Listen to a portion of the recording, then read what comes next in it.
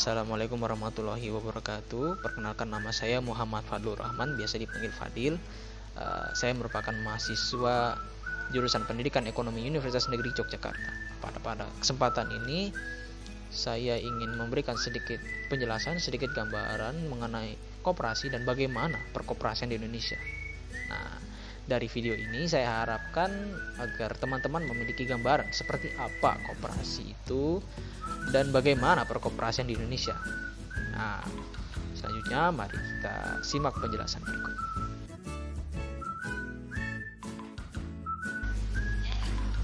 Oke, yang pertama adalah pengertian koperasi. Apa sih sebenarnya koperasi itu? Nah, jadi koperasi ini kalau secara bahasa itu diambil dari bahasa Inggris cooperation, yang berarti kerjasama. Nah, secara umum koperasi adalah suatu badan usaha yang dimiliki dan dijalankan oleh anggotanya untuk memenuhi kebutuhan bersama di bidang ekonomi, sosial, dan budaya. Nah, lalu kalau di Indonesia ini koperasi ini memiliki suatu landasan hukum yang diatur oleh undang-undang. Nah, salah satunya disebutkan dalam Undang-Undang Nomor 17 Tahun 2012 Pasal 1 menyebutkan bahwa koperasi adalah badan hukum yang didirikan oleh perseorangan atau badan hukum koperasi dengan pemisahan kekayaan para anggotanya dengan modal untuk menjalankan usaha yang memenuhi aspirasi dan kebutuhan bersama di bidang ekonomi, sosial, dan budaya sesuai dengan nilai dan prinsip koperasi. Nah, kenapa kalau di undang-undang ini disebutkan bahwa koperasi adalah badan hukum? Nah, jadi kalau di dalam koperasi itu, ketika suatu koperasi mendaftarkan diri sebagai koperasi yang berlandaskan badan hukum, itu nanti koperasi itu akan terdaftar di Kementerian Koperasi, yang mana dengan begitu koperasi tersebut akan lebih mudah dalam menerima bantuan atau misalnya mendapatkan pelatihan dari pihak pemerintah.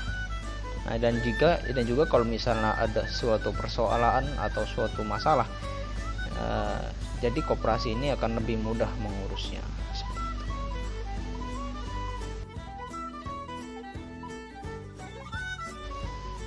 Nah, kemudian yang selanjutnya adalah tujuan pendirian koperasi. Apa sih tujuan dari berdirinya koperasi? Secara umum dapat kita bagikan secara 3 ya.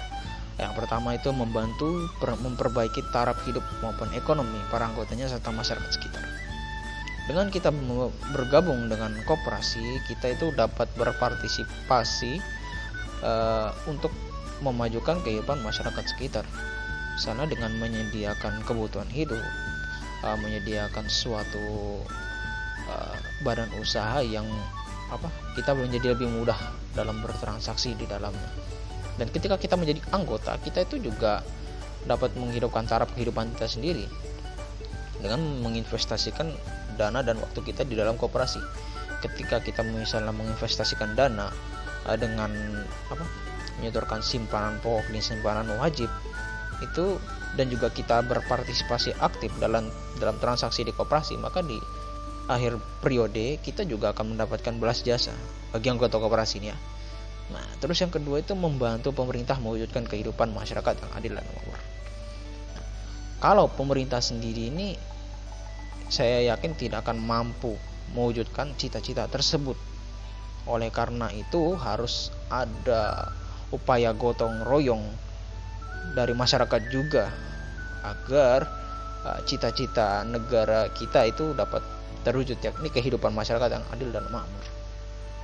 Lalu yang ketiga adalah meningkatkan tatanan perekonomian di Indonesia. Dengan keberadaan koperasi ini juga dapat memberikan suatu wadah bagi masyarakat sekitar untuk berpartisipasi aktif dalam kegiatan perekonomian di Indonesia. Tidak hanya sekedar menjadi konsumen istilahnya, tapi juga menjadi pelaku penggerak di bidang perekonomian. Lalu selanjutnya adalah asas dan landasan koperasi. Koperasi ini berasaskan kekeluargaan dan gotong royong, yang berarti koperasi ini bertujuan untuk mencapai keuntungan bersama-sama. Dan dalam setiap kegiatan operasionalnya, koperasi ini mengutamakan kekeluargaan dan kerjasama di antara anggota-anggotanya. Nah, lalu koperasi ini juga berlandaskan pada Pancasila dan Undang-Undang Dasar 1945. Artinya dalam setiap kegiatan operasionalnya, dalam menjalankan usahanya, koperasi ini harus tunduk pada aturan yang tertuang dalam Pancasila, Undang-Undang Dasar 1945 dan Undang-Undang tentang Perkoperasian yang ditetapkan oleh negara. Nah, selanjutnya adalah prinsip dasar koperasi. Prinsip dasar koperasi ini setidaknya dapat dibagi menjadi 7 hal. Yang pertama adalah keanggotaan bersifat sukarela dan terbuka. Nah, jadi di dalam koperasi ini keanggotaannya itu tidak bersifat paksaan dan juga terbuka untuk segala golongan. Entah itu dari ras apapun, suku apapun, agama apapun, itu bisa masuk ke dalam koperasi dengan syarat anggota ini telah memenuhi persyaratan yang telah ditetapkan oleh koperasi tersebut. Nah, lalu yang kedua adalah pengawasan oleh anggota diselenggarakan secara demokrasi. Yang mana kalau di dalam koperasi ini anggota juga dapat turut serta dalam mengawasi kegiatan operasional koperasi tersebut. Nah, memang kalau di dalam koperasi ini kan nanti ada ditunjuk pengawas, ada pengawas, pengurus dan manajemen dari koperasi. Namun di setiap akhir periode itu ada namanya rapat anggota akhir tahun, yang dimana anggota juga dapat memberikan koreksi terhadap kinerja koperasi dalam satu periode. Nah, lalu yang ketiga adalah anggota berpartisipasi aktif dalam kegiatan ekonomi koperasi. Nah, partisipasi aktif ini yang minimal turut memberikan modal dengan simpanan wajib, simpanan pokok ataupun hibah. Lalu juga partisipasi aktif ini juga bisa diwujudkan dalam transaksi dalam kegiatan transaksi dalam koperasi, atau misalnya juga bisa menjadi pengurus koperasi, pengawas koperasi, manajer koperasi, ataupun karyawan di dalam koperasi tersebut. Nah, lalu yang keempat adalah pemberian balas jasa sesuai modal. Nah, yang mana kan kalau di dalam koperasi ini kan tadi kita dapat turut serta dalam memberikan modal dalam simpanan wajib, simpanan pokok, hibah dan sebagainya itu. Nah, di akhir masa periode ini ada balas jasa sesuai dengan partisipasi kita dalam koperasi tersebut. Misalnya kita dalam satu periode itu memberikan hibah atau turut dalam transaksi koperasi yang cukup tinggi, sehingga di masa akhir periode itu bisa mendapatkan balas jasa sesuai dengan tingkat partisipasi aktif kita di dalam koperasi. Nah, lalu yang kelima, koperasi merupakan badan usaha swadaya yang otonom dan independen. Artinya koperasi ini itu tidak diatur, tidak ada campur tangan dari golongan-golongan tertentu atau lembaga-lembaga tertentu. Hanya saja koperasi tetap ada istilahnya laporan ke atas ke departemen koperasi tentang eksistensi dari koperasi tersebut setidaknya. Nah, lalu yang keenam adalah koperasi ini menyelenggarakan pendidikan dan pelatihan. Nah, jadi di koperasi ini tidak hanya sekedar kegiatan ekonomis saja, namun juga ada kegiatan pendidikan dan pelatihan terutama terhadap anggotanya ataupun masyarakat umum di sekitar. Misalnya pelatihan tentang manajemen koperasi, pelatihan tentang produksi sesuatu dan sebagainya. Lalu yang ketujuh adalah koperasi memperkuat gerakan dengan bekerja sama. Nah, seperti yang sudah kita ketahui, koperasi sendiri asal katanya cooperation, yang berarti kerjasama. Nah, jadi kalau dalam koperasi ini gerakannya diperkuat tentunya dengan kerjasama, entah itu di antar anggota ataupun nanti dengan pihak luar, sehingga koperasi ini dapat menjadi semakin maju dan berkembang.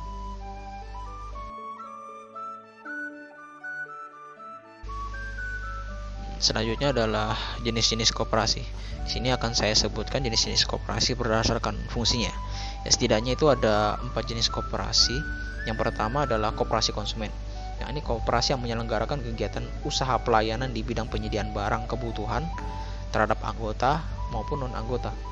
Contohnya seperti minimarket atau toko kelontong, itu bisa berbentuk badan usahanya bisa berbentuk koperasi. Lalu yang kedua adalah koperasi produsen. Ya, ini koperasi yang menyelenggarakan kegiatan usaha pelayanan di bidang pengadaan sarana produksi dan pemasaran produksi yang dihasilkan kepada anggota dan non-anggota. Artinya di koperasi produsen ini, koperasi ini khusus untuk memproduksi suatu barang yang nantinya akan dipasarkan ke pihak luar. Nah, contohnya misalnya koperasi produksi makanan khas daerah, koperasi produksi keju, koperasi produksi apalagi hasil-hasil pertanian dan sebagainya.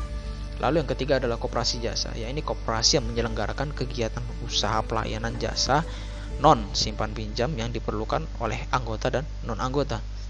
Contohnya misalnya koperasi pelayanan jasa ekspedisi misalnya, dan lain sebagainya. Nah, lalu yang keempat adalah koperasi simpan pinjam. Nah, ini koperasi yang menjalankan usaha simpan pinjam sebagai satu-satunya usaha yang melayani anggota.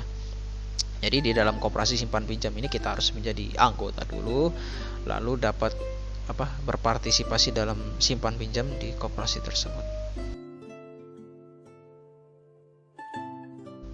Oke, selanjutnya adalah sejarah koperasi. Nah, jadi koperasi ini tumbuh di kalangan rakyat jelata ya waktu itu di Eropa sana pertama kali munculnya. Ini juga sebagai respon dari sistem kapitalisme yang waktu itu sedang jaya-jayanya di Eropa, yang mana kegiatan perekonomian itu dikuasai oleh perusahaan-perusahaan berkapital besar yang memiliki modal besar, sedangkan yang tidak memiliki kapital modal ataupun modal besar itu menjadi karyawan, menjadi buruh di perusahaan tersebut, yang mana terkadang bahkan itu tidak di hak-haknya sebagai pekerja, hak-haknya sebagai karyawan, hak-haknya sebagai buruh itu tidak dipenuhi dengan baik oleh pemilik perusahaan besar tadi ini. Nah, sementara di Indonesia sendiri, koperasi itu muncul sejak zaman Hindia Belanda ya, sekira tahun 1896. Nah, waktu itu seorang pamokraja bernama Raden Arya Wirya Atmaja di Purwokerto itu mendirikan sebuah bank simpan pinjam untuk pegawai negeri. Nah, jadi kalau di Indonesia ini koperasi itu yang pertama kali berdiri ini bentuknya merupakan usaha simpan pinjam ya, cuma namanya masih bank waktu itu. Hanya saja banknya ini ditujukan untuk pegawai negeri ketika itu. Nah, kemudian cita-citanya ini dilanjutkan oleh De Wolf van Westerhout. Ini seorang Belanda juga, mungkin yang seorang karyawan di Hindia Belanda, orang Belanda dia. Kemudian dia ini mengambil cuti waktu itu ke Jerman. Setelah balik dari Jerman, dia itu menganjurkan untuk mengubah bank tersebut menjadi koperasi. Nah, hanya saja ketika itu pemerintah Hindia Belanda itu belum mengizinkan keberadaan koperasi ini, karena memang waktu itu belum ada regulasi yang ditetapkan oleh pemerintah Hindia Belanda terhadap koperasi. Nah, yang ditakutkan oleh pemerintah Hindia Belanda ini, dari koperasi ini nanti menjadi pengobar dari perlawanan rakyat. Nah, yang malah nanti takutnya bagi pemerintah Hindia Belanda ini, mereka takut koperasi ini menjadi salah satu modal bagi bangsa Indonesia waktu itu sedang terjajah untuk menggelorakan semangat kemerdekaan. Nah, namun pada perkembangan selanjutnya, akhirnya pemerintah Hindia Belanda ini tetap mengeluarkan perundang-undangan untuk koperasi, yakni pada tahun 1915, 1927 dan 1933. Nah, ini kan juga pada masa pergerakan pergerakan nasional waktu itu. Nah, beberapa organisasi kita pada saat itu juga turut mengembangkan koperasi, diantaranya Budi Utomo dan Syarikat Islam. Nah, namun pada tahun 1933 akhirnya pemerintah Hindia Belanda ini mengeluarkan sebuah undang-undang yang akhirnya mematikan usaha koperasi untuk yang kedua kalinya. setelah pertama sebelumnya tadi itu kan yang zamannya yang didirikan oleh Raden Arya Widyatmaja itu. Nah, kemudian datanglah penjajahan Jepang kan. Nah, oleh pemerintah Jepang ini koperasi juga didirikan. Namun pada perkembangan selanjutnya koperasi ini malah disalahgunakan, malah dijadikan pemerintah Jepang untuk mengumpulkan modal mereka, menjadikan alat untuk mengeruk keuntungan sebanyak-banyaknya di Indonesia. Kan waktu itu Jepang lagi berperang dengan Amerika dan sekutunya ya di perang Asia Timur Raya. Nah, tentunya Jepang itu memerlukan suatu modal yang besar. Nah, koperasi ini dijadikan Jepang untuk alat pengeruk keuntungannya. Nah, kemudian setelah kemerdekaan pada tanggal 12 Juli 1947, Pergerakan Koperasi Indonesia mengadakan Kongres Koperasi pertama di Tasikmalaya. Hari ini kemudian ditetapkan sebagai Hari Koperasi Indonesia, dan pada kongres ini juga kemudian dibentuk Sentral Organisasi Koperasi Rakyat Indonesia atau SOKRI yang berkedudukan di Tasikmalaya, yang kemudian menjadi wadah pertama bagi koperasi-koperasi di Indonesia seperti itu.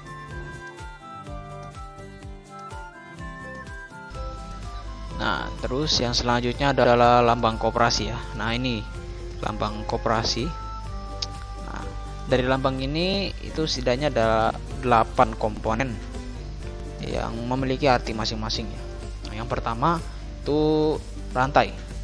Rantai ini melambangkan persahabatan yang kokoh di dalam koperasi. Nah, lalu yang kedua adalah roda bergigi yang menggambarkan upaya keras yang ditempuh secara terus-menerus. Lalu yang ketiga ada kapas dan padi yang menggambarkan kemakmuran rakyat yang diusahakan oleh koperasi. Lalu yang keempat ada timbangan yang melambangkan keadilan sosial sebagai salah satu dari dasar koperasi. Yang kelima, bintang dalam perisai artinya Pancasila yang merupakan landasan ideal dari koperasi.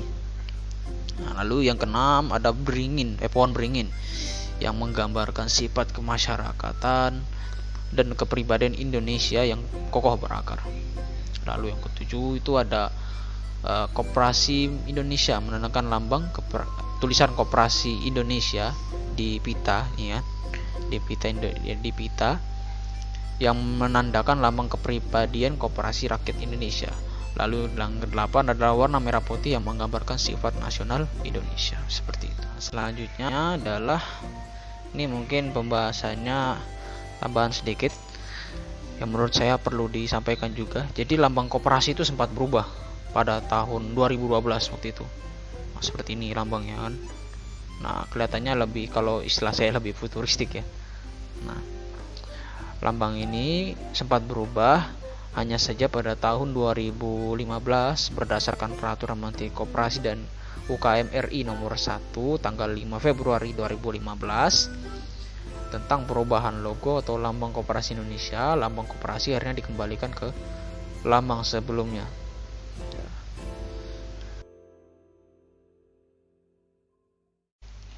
Nah, lalu apa saja manfaat dari kita mengikuti koperasi? Yang pertama jelas ya. Yang pertama mendapatkan pembagian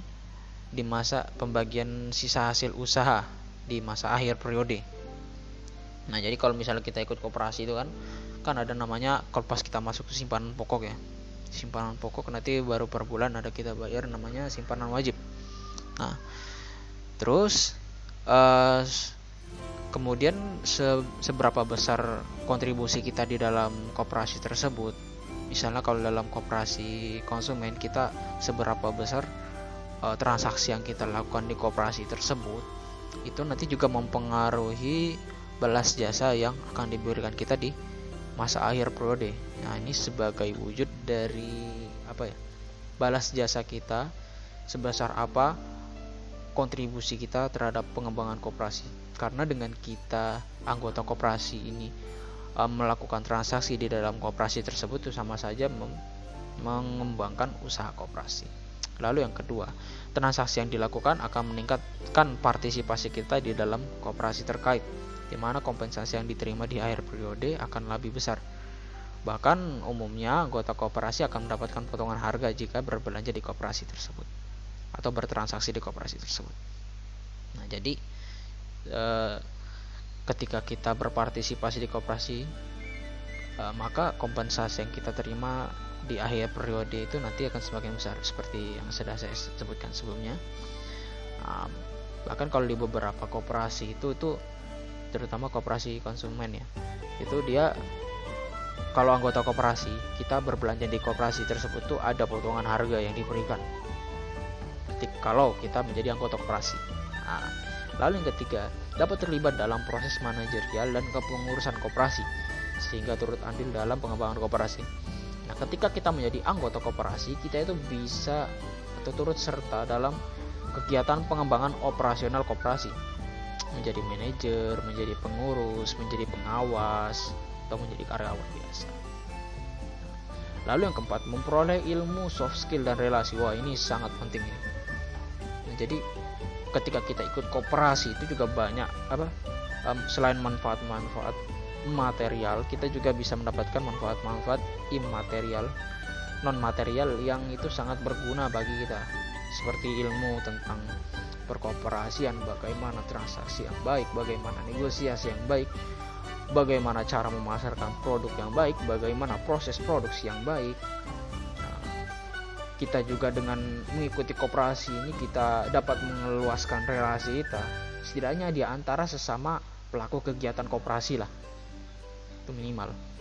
Belum lagi misalnya relasi kita misalnya ke pejabat departemen koperasi, misalnya tahu ke berbagai badan usaha lain yang sekiranya dapat bekerja sama dengan koperasi.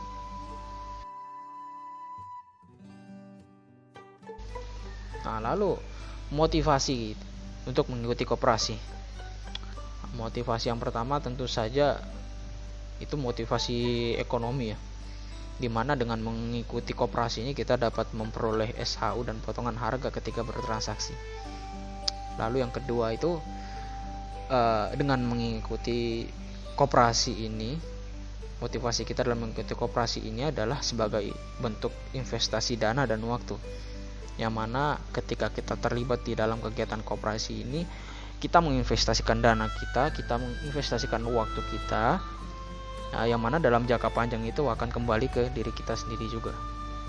Lalu yang ketiga tentu saja menambah pengetahuan, menambah soft skill dan relasi. Lalu yang keempat, dengan mengikuti koperasi kita dapat terlibat dalam upaya mensejahterakan masyarakat sekitar.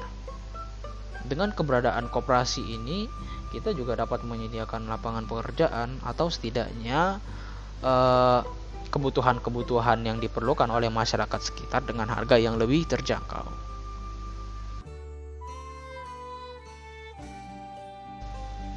Nah, selanjutnya akan saya tampilkan, ini adalah beberapa contoh koperasi yang sudah besar, sudah mapan, yang mana asetnya itu bahkan sudah mencapai miliaran, triliunan begitu di Indonesia. Ini beberapa contohnya, mari kita saksikan. Pertumbuhan ekonomi saat ini mengalami peningkatan yang sangat pesat dan sudah barang tentu berpengaruh pada geliat sektor usaha. Di sini koperasi mengambil peranan utama. Salah satu bukti, koperasi karyawan Telkomsel yang mampu bersaing dalam bidang telekomunikasi. Dari sektor peternakan, koperasi juga menunjukkan perannya. Ya, koperasi Susu Saifujon di Malang yang menunjukkan eksistensinya di dunia koperasi sejak dekade 1962 hingga saat ini. Semangat berkoperasi tidak hanya tumbuh berkembang di kota-kota besar, tapi di Kalimantan pun koperasi tumbuh subur dan memiliki peranan yang besar. Koperasi Kredit Union Kelingkumang, koperasi simpan pinjam yang memiliki 160.000 anggota dengan aset 1,2 triliun. Wow. Nah, bagaimana? Masih berpikir koperasi itu kecil dan konvensional?